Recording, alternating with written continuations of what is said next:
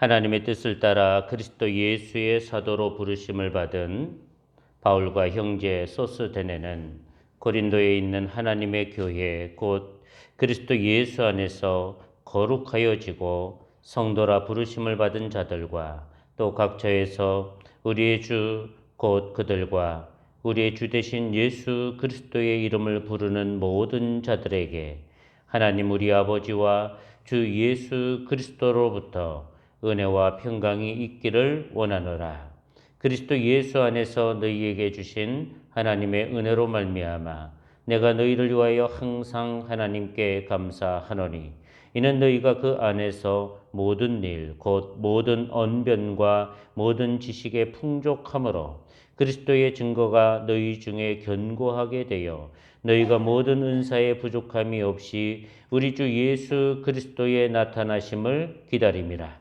주께서 너희를 우리 주 예수 그리스도의 날에 책망할 것이 없는 자로 끝까지 견고하게 하시리라. 너희를 불러 그의 아들 예수 그리스도 우리 주와 더불어 교제하게 하시는 하나님은 미쁘시도다. 아멘. 오늘도 하나님께 기쁜 마음으로 예배로 나온 사랑하는 성도님들 위해 하나님이 예배하신 은혜와 은총이 충만하기를 주님의 이름으로 축복합니다. 코로나19 바이러스로 인해서 우리가 1, 2부 이렇게 나눠서 분산해서 예배를 드리게 되었는데 속히 코로나가 빨리 진정이 되면 좋겠습니다. 우리 기도하는 마음으로 옆 사람 축복하죠. 하나님의 은혜와 사랑이 함께하길 바랍니다.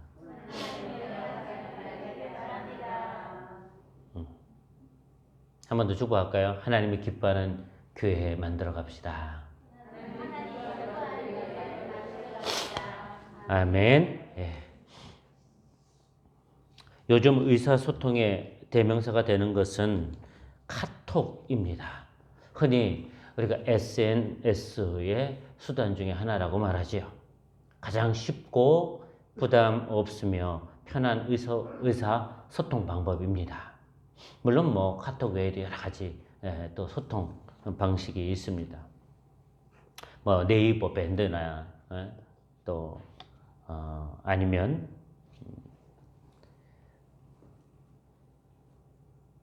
여러 가지 방식이 있어요. 우리 어르신들 잘 모르지만. 그리고 그 외에도 우리가 전화로 의사소통을 하기도 하고 요즘은 이제 영상통화로 의사소통을 하죠. 영상통화로도 하기도 합니다. 그리고 더 나아가서 지금은 줌이라는 것을 활용해 가지고 멀티 토론을 할 수가 있어요. 그러니까 화면을 보면서 여러 사람이 다 얼굴을 보면서 예전에는 정보 어떤 당국이나 그런 걸 할 수 있었지만 지금은 이제 개개인도 충분히 그렇게 할 수가 있고 그래서 이제 학교 수업도 줌 방식으로 진행을 하고 있지 않습니까? 이렇게 의사소통 방식이 굉장히 발전하게 되었습니다. 그런데 이런 기기가 발달하기 전에는 그 의사소통 방법이 그렇게 쉽지가 않았어요. 멀리 떨어져 있는 사람에게 의사소통을 하기 위해서는 직접 사람이 가서 말로 전해주어야만 했습니다. 그래서 우리가 흔히 뭐라냐면 자네가 가면 안부를 좀 전해주게. 그럼 그 사람이 가서 이 사람의 사정을 전해주어야만 했어요. 그러니까 전달하는 사람이 어떻게 전달하느냐에 따라서 또 그 전달되어지는 의미가 많이 달라질 수 있지 않습니까? 그렇게 사람을 통해서 소식을 전했습니다.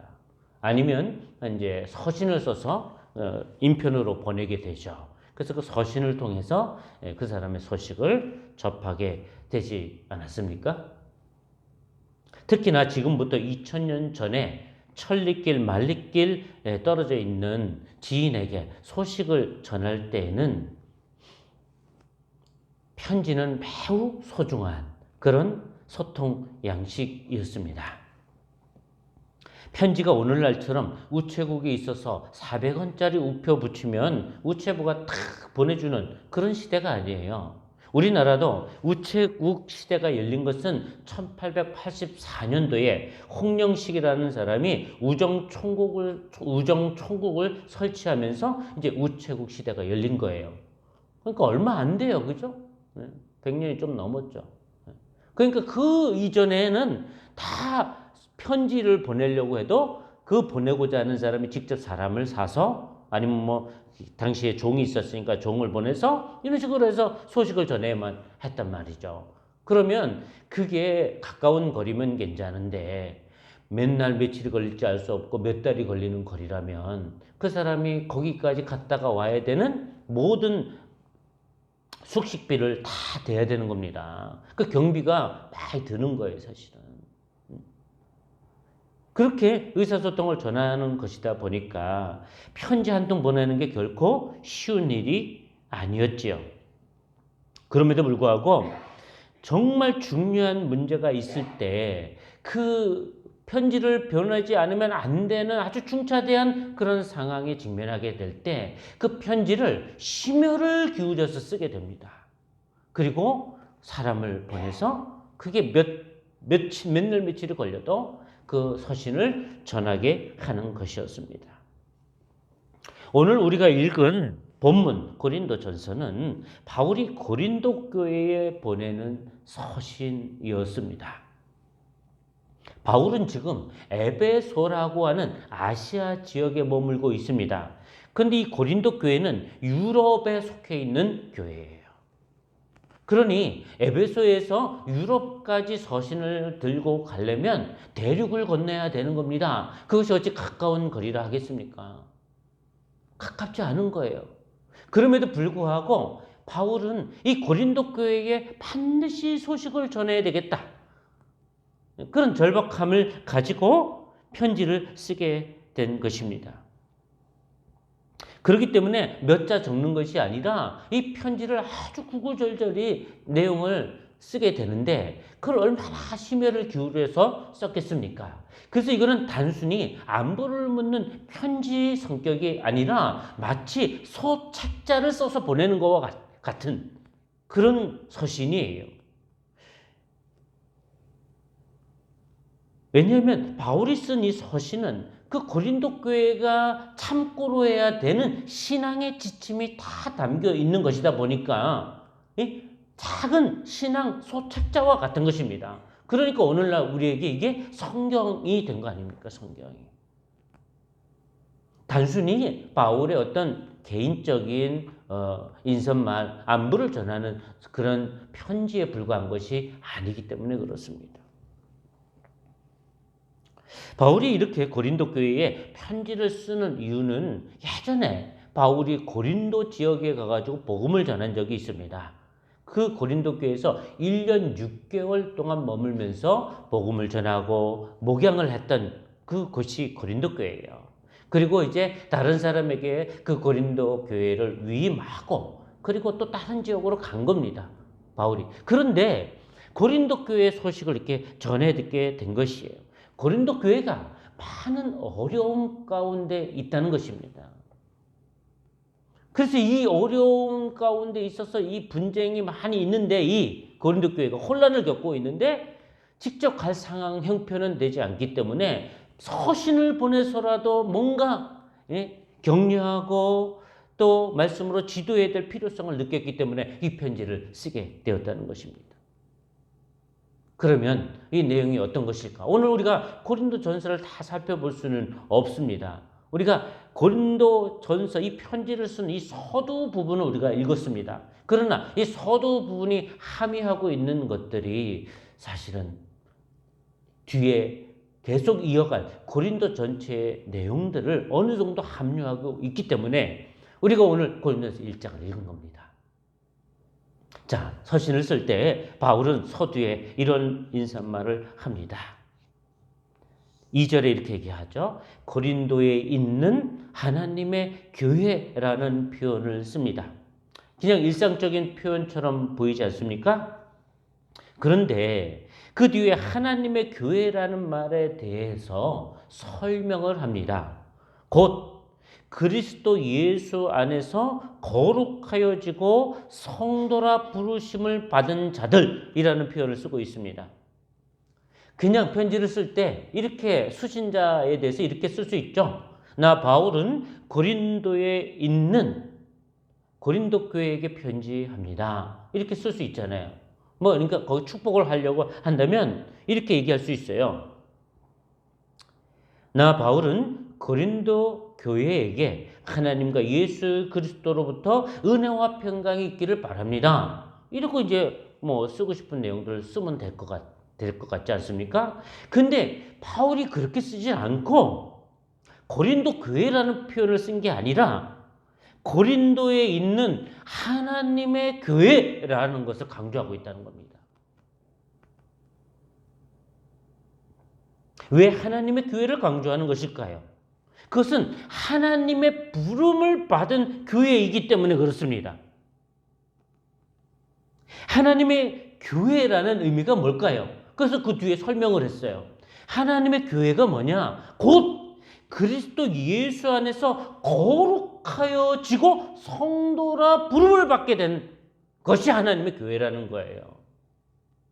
자, 다시 생각해 보죠. 그리스도 예수 안에서 거룩해졌다는 거예요. 어떻게 거룩해졌다고요?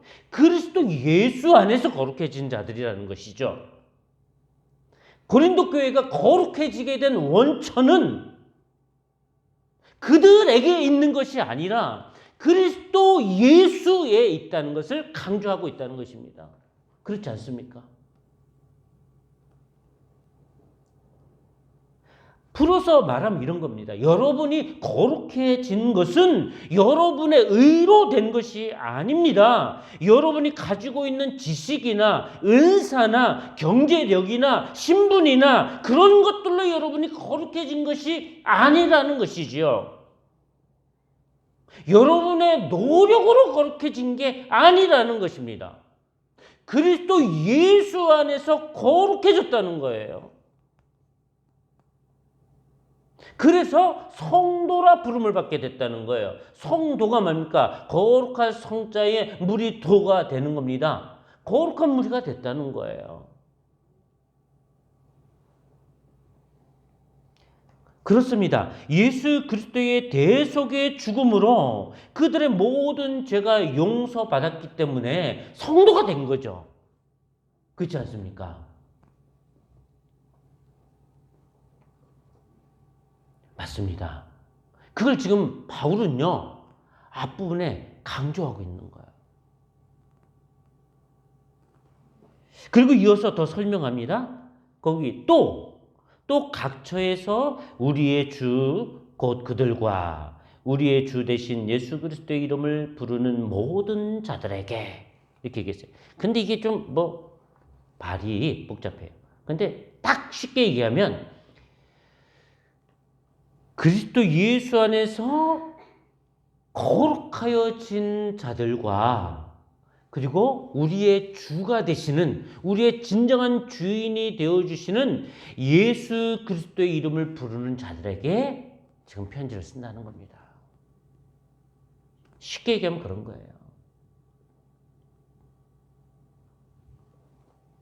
이 말은 고린도 교회뿐만 아니라 고린도에 있는 그 고린도 지역에 있는 다른 교회에도 포함하고 있는 것이고 더 나아가서는 나중에 고린도 교회 공동체 안에 들어올 예비된 성도들을 다 포함하고 있다는 의미예요. 그러니까 다시 말하면 예수 그리스도를 주로 삼고 그 이름을 부르는 자들은 뭐예요? 다 성도가 되는 거예요. 다 하나님의 교회가 된다 이런 얘기입니다. 그럼 다시 말하면 하나님의 교회는 건물이 아닌 거예요. 건물이. 하나님의 교회가 누구예요? 거룩해진 성도가 하나님의 교회인 거예요. 그렇지 않습니까? 예수 그리스도의 이름을 부르는 자들 그 자체가 하나님의 교회인 겁니다. 그렇지 않습니까? 본질이 거기에 있는 거예요.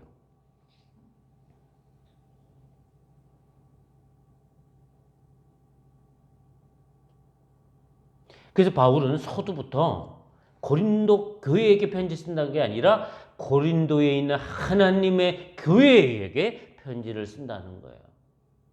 참 중요한 얘기를 하고 있지 않습니까? 이 교회가 누구 교회냐 이거야. 하나님의 교회라는 겁니다. 하나님의 교회. 그렇다면 바울은 왜 이토록 고린도 교회가 하나님의 교회임을 강조하고 하나님의 교회의 의미에 대해서 언급하고 있는 것일까요? 사람이 어떤 중요한 충고를 하거나 책망할 때는 그 충고나 책망으로 인해 상대가 상처를 받기를 원하지 않아요. 그래서 사실은 조심하죠. 상황을 보고 타이밍을 봐서 얘기하거나 아니면 다른 얘기를 하다가 이제 그 본래 말하고자 하는 얘기를 접근하지 않습니까? 네. 바울은 직접 바울이 고린도 교회에 가서 말하는 게 아니에요. 서신을 쓰는 겁니다. 서신. 그러니까 앞부분에 그런 이 교회가 어떤 교회인지를 먼저 언급을 하고 축복을 먼저 합니다. 그리고 사실 하고 싶은 얘기를 하게 되는데요. 그거는 이제 이 인사말이 끝난 뒤에 축복하고 끝난 뒤에 본격적으로 쓰기 시작하는 겁니다. 바울이 이렇게 하나님의 교회라는 것을 강조하는 아주 주된 이유는 고린도 교회 안에 하나님의 교회답지 않은 모습이 많이 보이기 때문에 그런 거예요. 특히나 고린도 교회 안에는 분쟁이 있었어요. 4개의 분파로 나뉘어졌어요. 이 고린도 교회가. 바울파, 아볼로파, 게바파, 그리스도파로 나뉘어졌습니다.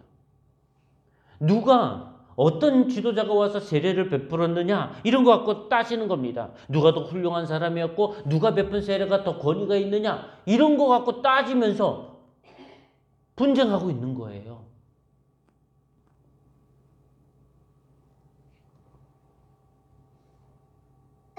그러니 본질은 쏙 빠지고 껍데기 가지고 싸우고 있는 겁니다. 이 교회가 껍데기 가지고 싸우고 있는 거예요.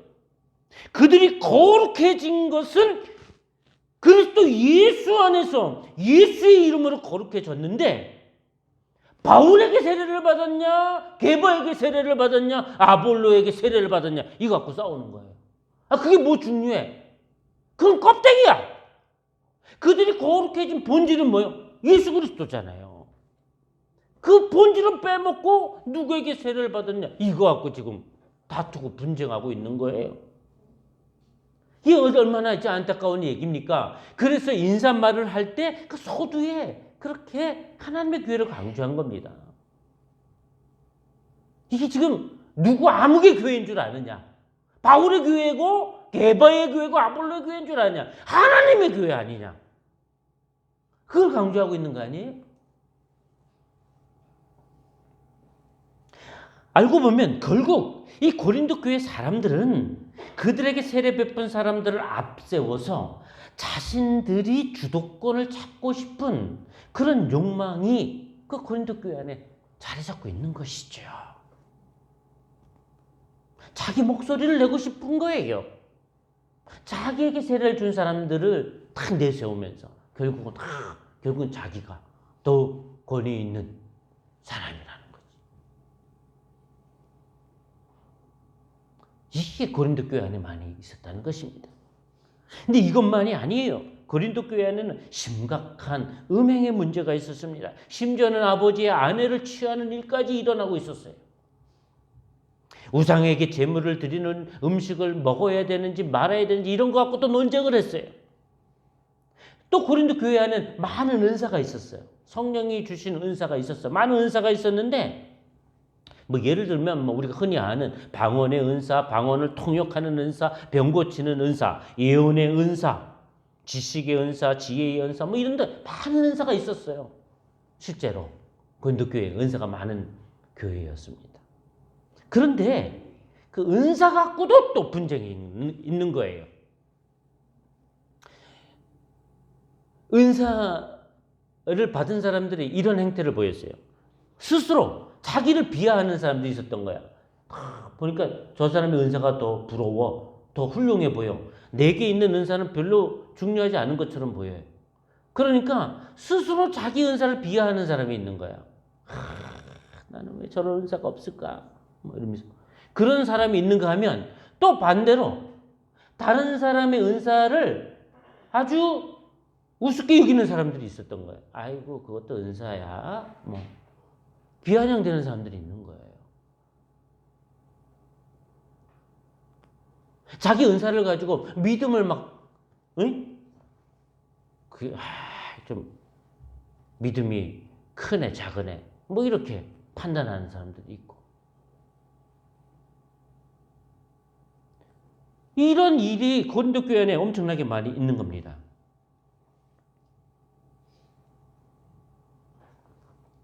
성령이 각 사람의 필요에 따라 주신 은사인데 그 은사를 갖고 어느 게 더 귀하냐, 어느 게 더 약하냐, 강하냐, 뭐 이런 거 갖고 다투고 있었다는 것이죠.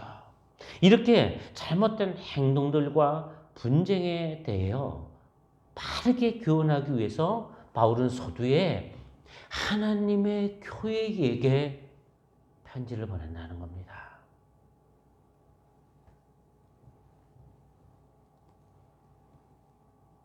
그렇습니다. 우리 하늘꿈 교회는 누구 교회입니까? 하나님의 교회인 거예요. 교회의 주인은 하나님이시죠. 우리가 누구 때문에 여기에 있습니까? 예수님 때문에 여기에 있는 거 아니에요. 예수님 안에서 거룩해지고 성도라 부름을 받은 겁니다. 우리도. 예수님이 우리의 주가 되심을 항상 고백하는 우리가 되길 바랍니다. 그래야 돼요. 교회의 본질은 하나님을 영화롭게 하는 겁니다. 하나님께 영광을 돌리는 일을 해야 하는 거예요. 우리 각자가 하나님의 사람임을 잊지 말아야 합니다. 교회의 주인이 내가 되려고 할 때 내 목소리가 커지는 겁니다. 그렇지 않습니까? 내가 주인이 아니에요. 하나님이 주인인 거예요.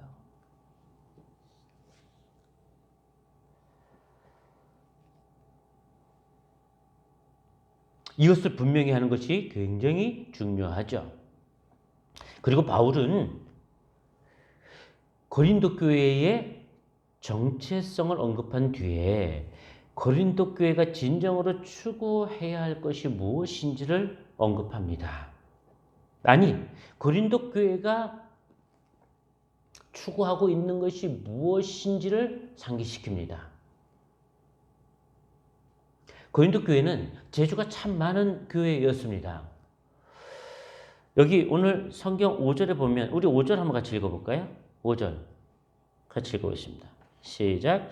이는 너희가 그 안에서 모든 일, 곧 모든 언변과 모든 지식의 풍족함으로 6절 그리스도의 증거가 너희 중에 견고하게 되어 7절 너희가 모든 은사에 부족함이 없이 우리 주 예수 그리스도의 나타나심을 기다림이라.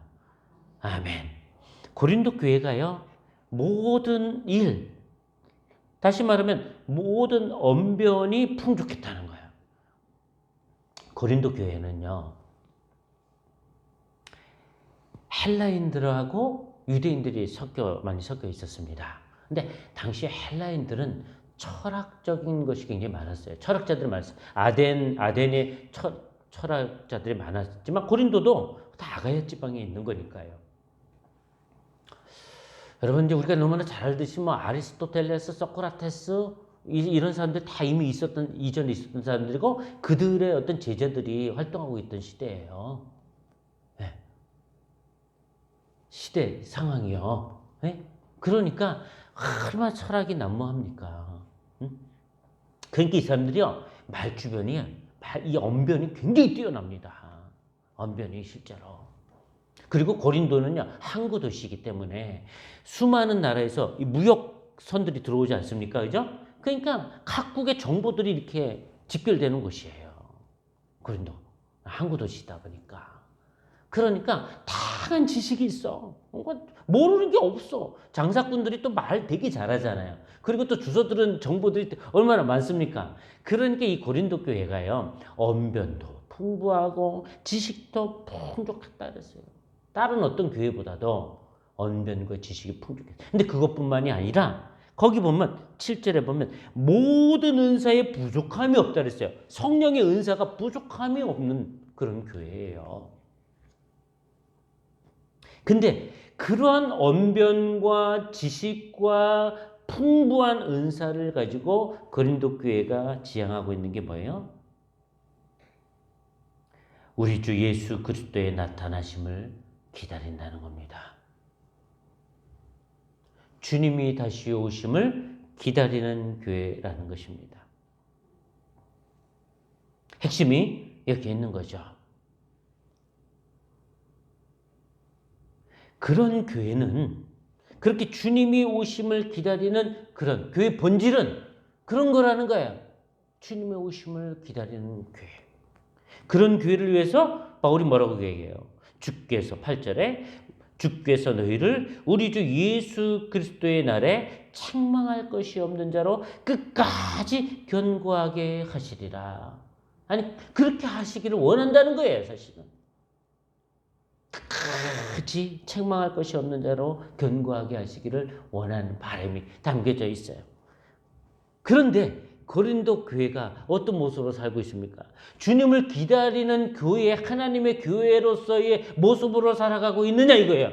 그게 아니기 때문에 이렇게 편지 한 통 보내는 게 그렇게 어렵고 많은 시간이 걸리고 많은 비용이 걸림에도 불구하고 소책자 같은 이 지금 그 많은 분량의 내용을 써서 사람에게 들려서 보내고 있는 거 아니겠어요?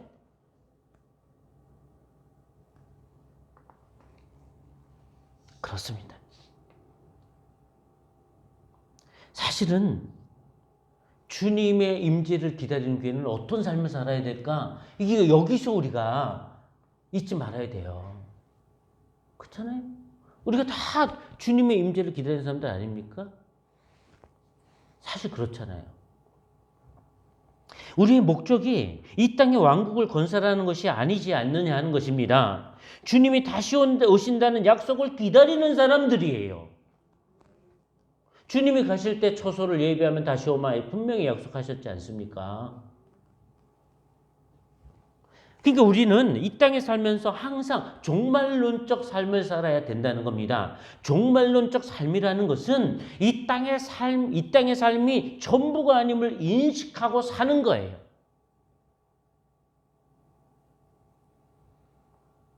반드시 우리는 주님이 오실 것을 기대하는 사람이에요.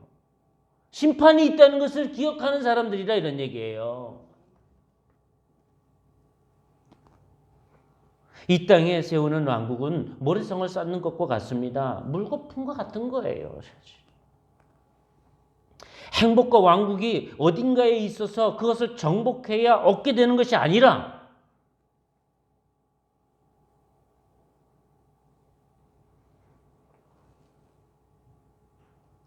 이미 주님의 자녀된 우리가 주님이 허락하신 것을 가지고 행복을 일구며 살아가는 거예요. 삶의 자리에서 하나님이 나라를 세워가는 것, 행복을 일구고 하나님의 나라를 세워가는 것 아닙니까? 그게 교회의 본질 아니에요? 그것이 주님을 기다리는 교회의 모습이다 이런 얘기입니다.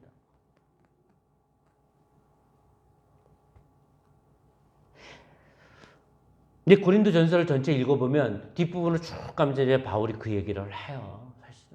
정말 주님을 기다리는 교회로서 살아가는 그런 교회의 참 모습은 뭐냐? 요약을 하면 자기 유익을 구하면서 사는 게 아니라는 거예요. 다른 사람의 유익을 구하면서 사는 삶이고 덕을 끼치면서 사는 삶이고 품위와 질서를 지키면서 사는 삶이다 이런 얘기예요. 어쨌든 모든 것은 사랑하는 삶을 통해 완성된다는 겁니다. 사랑할 때 주님이 우리를 사랑하셨던 것처럼 우리 하나님의 교회가 주님이 다시 오심을 기다리는 교회는 주님이 사랑하셨던 것처럼 우리가 사랑하면서 살아가는 것, 거기에 행복이 일구어지고 거기에 하나님의 다스리심이 있는 거라는 거죠. 하나님의 교회의 본질이 더욱 분명하게 드러나게 된다는 겁니다. 우리는 지금 대림절 기간을 보내고 있습니다. 우리가 대림절 기간을 보내면서 의미 있게 보내는 삶은 어떤 삶이 있을까요? 저는 사랑하는 삶이라고 생각해요. 사랑하는 삶. 근데 너무 크죠, 범위가. 근데요, 뭐 제가 실명을 언급해서 그렇지만 우리 정연희 성도님이 마스크를 이제 몇 번 기증해 주셨어요. 네? 그거 아무것도 아닌 것 같죠? 근데 그거 얼마나 귀한 일이에요. 작은 나눔이라고 하는 것이 사랑의 실천 아니겠습니까? 지난주에는 우리 한길자 우리 성도님이 오늘도 같이 두 분이 계시긴 한데 이게 이제 사실은 이제 이게 시력이 안 좋으셔요. 그러셔서 사실 이제 지팡이를 마침 갖고 오셨는데 우리 정연희 성도님 보고 같이 좀 이렇게 가시면 좋겠다. 이렇게 눈이 어두우시니까 기꺼이 같이 가시겠다고. 이런 것들이 작은 사랑이죠. 네. 그렇지 않습니까? 그런 걸 하면 되는 겁니다. 사랑이라고 하는 것이 뭐 거창한 데 있는 게 아니에요. 작은 배려와 작은 나눔을 실천하는 데 있는 것 아니겠습니까? 물론 우리 하늘꿈 성도들이 그런 일을 하지 않는다는 게 아니에요. 다른 분들도 보이지 않게 사랑의 실천을 해가고 있다고 생각합니다. 제가 고린도 전서 이렇게 읽으면서 바울이 이 뒷부분에 가면 마지막 인사말 하면서 16장에 이런 얘기가 있어요. 스데바나 집 사람들을 소개해요. 스데바나 집 사람들 소개하는 거 새벽에 나오신 분들은 아시죠? 소개를 해요. 제가 이제 그 부분을 보면서 이런 생각을 했어요. 야, 이것도 다른 사람 시기하면 어떻게 할까? 바울은 그런 걱정이 없었을까? 아니, 고린도 교회에 여러 사람이 있을 거 아닙니까? 근데 스데바나 집사람은 아가야의 첫 열매이고 너희들이 부족한 것을 그 사람들이 와서 채워주기도 했고 나와 너희들의 마음을 시원하게 해주지 않았느냐. 그들과 함께 일을 하고 그들에게 좀 순종도 하고 그들의 했던 일들을 좀 알아주라. 뭐 이렇게까지 얘기를 했어요. 그러면 야 바울이 말이야 뭐야 누구만 좋아하고 누구만 이런 불평하는 세력이 있지 않았을까? 뭐 이런 생각을 해봤어요. 근데요, 우리가 어떤 특정 세력만을 칭찬을 한다면 문제가 되겠죠. 근데 좋은 일은 우리가 칭찬해야 돼요. 잘한 것 있으면 우리가 서로 알아주고요, 세워주고, 우리가 같이 축하해주고, 고맙다고 표현하고, 이런 일들이 많아지면 교회가 얼마나 행복하겠어요, 그죠? 행복해지는 거예요. 그런 교회가 되면 얼마나 좋을까. 그죠? 비교하지 말고. 그렇지. 잘했지. 아무개 집사님 정말 잘했어요. 그러다 보면 그런 풍토가 점점 많아지면 서로 알아주게 되지, 서로. 그렇지 않을까요? 그런 교회. 그것이 대림절 기간을 보면서 그런 모습들이 점점 많아지면 얼마나 좋을까 하는 생각을 해보게 되었습니다.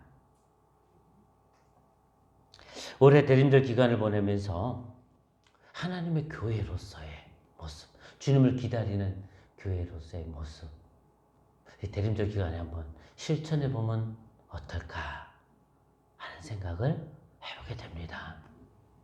그래서 이런 생각을 해봤어요. 제가 말씀을 준비하면서 그냥 익명으로 이 대림절 기간에 익명으로 작은 선물을 주고 싶은 사람에게 이게 보내는 사람은 쓰지 말고 익명으로 받을 사람만 써서 이렇게 이 강단 앞에 놓으시거나 아니면 저를 갖다 주시거나 아니면 여기 갖다 놓으시면 이게 대림절 주일마다 그 받아야 될 사람들에게 주면 좋겠습니다. 그럼 얼마나 좋겠어요? 그러면 왜 나는 안 주고 이런 생각하지 말고 기꺼이 누군가는 그 사람에게 이렇게 마음을 표현하고 싶은 게 있어서 주는 거예요. 그러면 거기 박수 쳐주고 좋다, 아름답다 이렇게 해주면 얼마나 좋아요, 그죠? 그럼 좋겠어요. 뭐 우리가 일일이 뭐 명단을 뽑아가지고 일일이 한 사람씩 선물을 줍시다 이렇게 하지 말고 그냥 익명으로 하고 싶은 사람에게, 예? 예를 들어서 뭐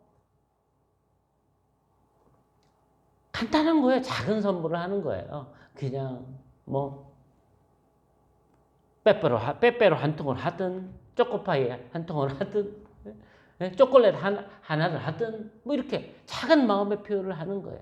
그리고 거기 받는 사람 이름만 써도 되고요. 아니면 뭐 거기에 이렇게 그동안 고마웠던 마음의 표현을 써도 되고요. 아니면 그냥 사랑의 엽서만 써도 돼요. 마음의 표현은 엽서만 써도 좋다고요. 엽서만 써도. 응?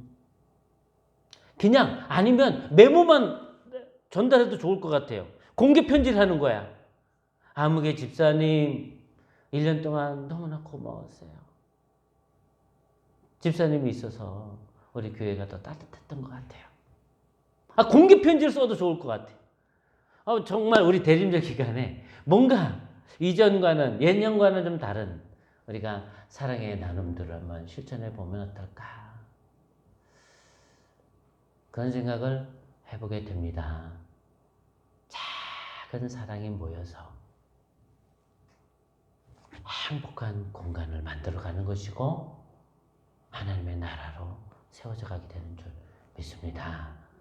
그런 교회, 하나님의 교회, 주님을 기다리는 하늘꿈 교회가 되기를 주님의 이름으로 축복합니다. 기도하겠습니다. 사랑의 아버지 하나님, 하나님의 교회, 주인이 하나님이시고 예수 그리스도의 이름으로 거룩한 성도들이 모이는 교회, 그런 교회 되기를 원합니다. 그래서 주님의 다시 오심을 사모하고 주님이 오셨을 때 미소 지을 만한 그런 사랑이 넘치는 교회로 우리가 세워가도록 도와주옵소서. 예수님의 이름으로 기도하옵나이다. 아멘.